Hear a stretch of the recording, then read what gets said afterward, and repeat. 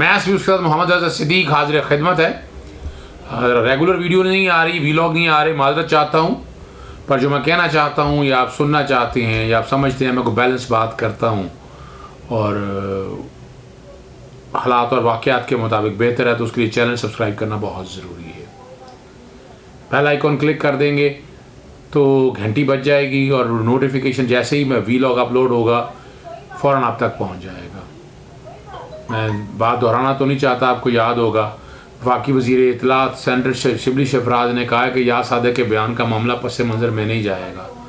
पता नहीं हाथी के गांत खाने के और दिखाने के और ये पता नहीं ये क्या, अभी तक तो मैं कुछ नहीं देख रहा इस हवाले से।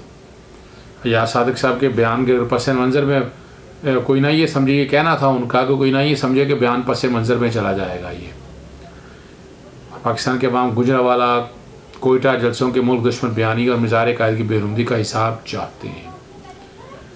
अभी तक तो वो बहुत जल्दी में अगर कोई स्टेप्स लिया भी है, अगर कानून ने अपने तय हरकत की भी है तो ये बैकफुट पे चले गए हैं। मैं यूटर्न का लफ्ज़ इस्तेमाल नहीं करना चाहता, आई डोंट थिंक सो, लेकिन बैकफुट पे नहीं जाना चाहिए था।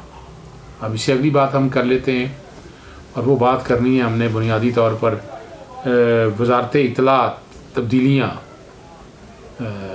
पंजाब हुकूमत ने दूसरी मरतबा सूबाई वज़ीर इत्तलात फ़याज़ुल हसन चौहान से वज़ारत इत्तलात का ओहदा वापस ले लिया और PTI की रहनुमा जो डॉक्टर फिरदौस आशा कवान है उनको मुआवन ख़ुसूसी बराए इत्तलात पंजाब तैनात कर दिया गया है।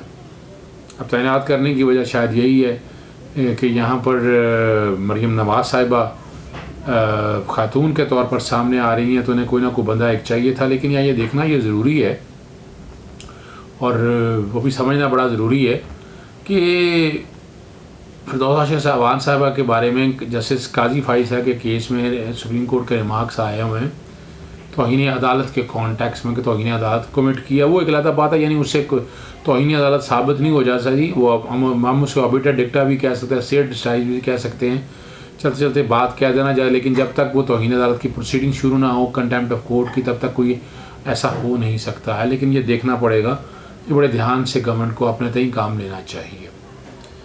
और फ़याज़ुल हसन चौहान को आपको पता है कि कलमदान तब्दील करके पहले गालबन कॉलोनी साहब शायद कोऑपरेटिव दे दिया गया है, नोटिफिकेशन भी जारी कर दिए गया है, 2 वज़रा को ओहदों से हटाया गया है। अब मैं उनमें बात नहीं करना चाहता। और फिरदौस आशा कवान को जब हटाया गया था, आसिम सलीम बाजवा साहब को वो ओहदा दे दिया गया था मशीर इत्तलात का, जो वज़ारत इत्तलात संभालते थे। अब आसिम सलीम बाजवा साहब से भी उन्हें भी इस्तीफ़ा दे दिया उस ओहदे से। अगली बात की तरफ जो आते हैं वो बड़ी अहम इशू है गर्दशी कर्ज़ों के ऊपर। मैं सर्कुलर डेट पे बड़ा पुरानी लड़ाई लड़ रहा हूँ और इस गवर्नमेंट के दौर में अब लगता है जैसे दावे हवा में हो गए हैं। कर्ज़ा जो 1139 अरब रुपये के इजाफे के नतीजे में तकरीबन 2300 अरब तक पहुँच चुके हैं गर्दशी कर्ज़े। और ये जहाँ हुआ पब्लिक अकाउंट कमेटी में, मैं सियासत में नहीं जाना चाहता, और 1139 अरब रुपये का इजाफा हुआ है।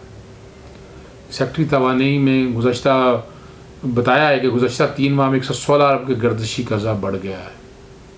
माली साल 219 की पहली छमाही में गर्दशी कर्जा में 288 अरब, दूसरी में 198 अरब और 2020 की पहली छमाही में 243 अरब और दूसरी में 294 अरब गर्दशी कर्जा पड़ा। और ये भी साथ बताया कि आपको कीमतें बढ़ाई। अब कीमतें बढ़ाने पे मेरा इस पे एतराज़ ये है कि कीमतें बढ़ाना तो सारा काम जो है ना ये नेपरा का काम है, हुकूमत का इसमें कोई अमल दखल मेरी नज़र में नहीं आता है। ठीक है ना जी। अब बाकी क्या हालात और वाक़यात हैं, ख्वाजा आसिफ साहब ने भी कुछ सदारत की और के इलेक्ट्रिक और पाकिस्तान स्टील मिल का सुई गैस के तकरीबन 164 अरब रुपए की नादहिंदा होने का इंकशाफ हुआ। ये आज के नहीं है, ये इन्हीं के दौर के कुछ चीज़ें चली आ रही हैं। अब पता नहीं कैसे ले रहे हैं, जब गवर्नमेंट में बैठे हों तो अपोजिशन का किरदार अदा करते हैं, लेकिन एक स्टेट्समैन के तौर पर कोई नहीं उभरता। पाकिस्तान स्टील मिल के ज़िम्मे 64 अरब के बकाया जात चले आ रहे हैं और इसकी वजह से SSGCL को मुश्किलात का सामना है। गैस मीटर के लिए 28 लाख SSGCL और काम ने बताया, दरखास्तें पड़ी हैं, लेकिन ओगरा ने सिर्फ 4 लाख मीटर लगाने की इजाज़त दी है। अब मैं इनमें नहीं पढ़ना चाहता, इन सारी चीज़ों के अंदर है क्या। असल इशू जो है, आज लाहौर हाई कोर्ट में जस्टिस जवाद हसन साहब के पास फनलैंड कंपनीज़ हैं मुख्तलिफ जो अम्यूज़मेंट पार्क चलाती हैं, उन्होंने एक पटिशन दायर की थी। और पटिशन ये दायर की थी कि कोरोना वायरस के दौरान जो कारोबार बंद रहे हैं तो उनके किराया जात जो गवर्नमेंट हुकूमत पंजाब या हुकूमत पाकिस्तान है वो माफ़ किए जाएँ या कम किए जाएँ। और इसमें वो जिक्र 4 कॉप्स का, फोर्ट स्टेडियम अथॉरिटी का जिक्र किया, और वहाँ एडवांटेजेस दिए गए हैं। और इसी तरह इकबाल स्टेडियम के वाले से 25% दिया गया है। अदालत के रिमार्क्स थे कि ये पूरी दुनिया में कोरोना ने इफ़ेक्ट किया है और इकॉनमी ट्रिपल डाउन हुई है, लेकिन ये मामला देखना पड़ेगा। मामला बिलाखिर चीफ सेक्रेटरी हुकूमत पंजाब के पास चला गया है और उन्होंने देखना है अब इस मामले को। अगली डेट पे अदालत की उन्होंने मुआवनत करनी है। 1 दिसंबर के लिए समाअत मुलतवी हुई है। अदालतें और कई बातें, यानी कि हम तो बहुत काम करते रहे हैं। वकला ने फ़ीसें भी ली, बताया गया कि फ़ीसों का तो अब क्लाइंट की मौक्कल की पोजीशन ही ऐसी नहीं थी, लेकिन हम कोशिश करते रहे कि कोरोना के दिनों में अपनी जो हमारी खिदमात हैं, और वो आपको पता है हर एक ने, डॉक्टर्स ने कितनी शहादतें दी हैं कोरोना की वजह से, ये हर एक को रिकॉर्ड का पता है। और अब उम्मीद है कि इसमें यकीनन कोई ना कोई कोरोना के कॉन्टैक्ट्स में, किरायों में कोई ना कोई बेनिफिट या फ़ायदा होगा।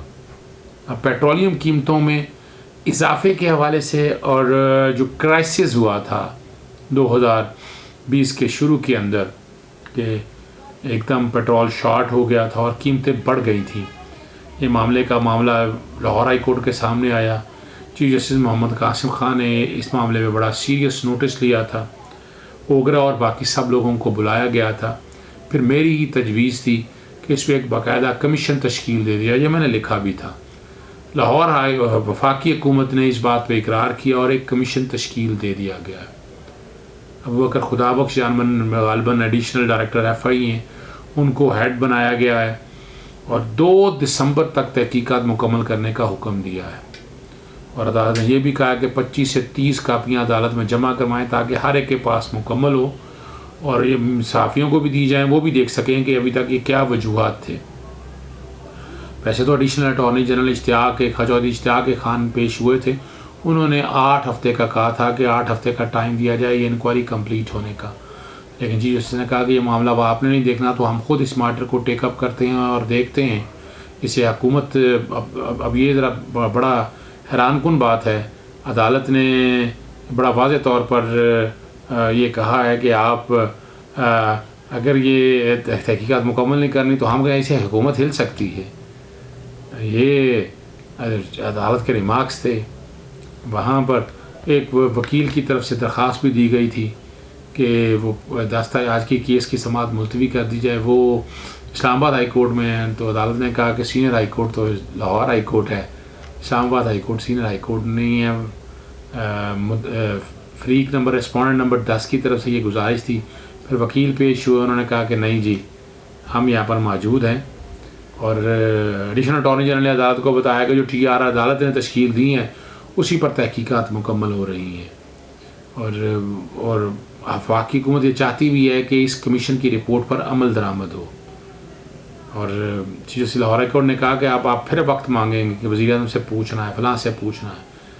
28 दिन गिन कर तारीख दे रहा हूँ, मुझे ठीक 4 हफ्तों के बाद रिपोर्ट यहाँ चाहिए। अगर तहकीकात मुकम्मल ना कर सके तो अदालत ख़ुद तहकीकात करवाएगी। ये अदालत के रिमार्क्स हैं। और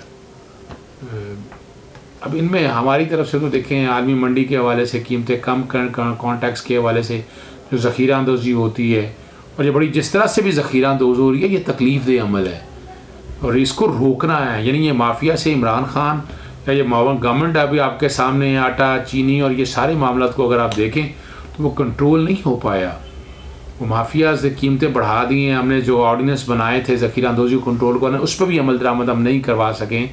डिपेंड ये करता है कि ये अब कैसे इस पर अमल दरामद करवाया जाएगा और इन माफिया से हुकूमत किस तरह नबर आज़मा होगी, किस तरह इन लोगों से लड़ेगी।